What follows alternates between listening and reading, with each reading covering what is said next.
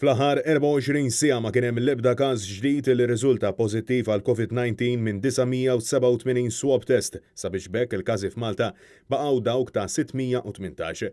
Aħbar pożittiva oħra b'rabta mal-pandemija hi li fiequ 9 persuni sabiex bekk issa total ta' każi attivi niżel għal 75 filwaqt li n-numru totali ta' persuni li rkupraw mill-virus huwa dak ta' 534.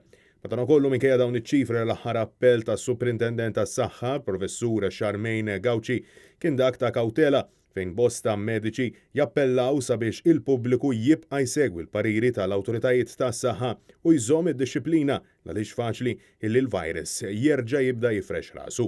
Il-fatt li qed ikollna numri bħallum li għandna 0 cases tiġi fost ħafna ħidma ta' ħafna nies.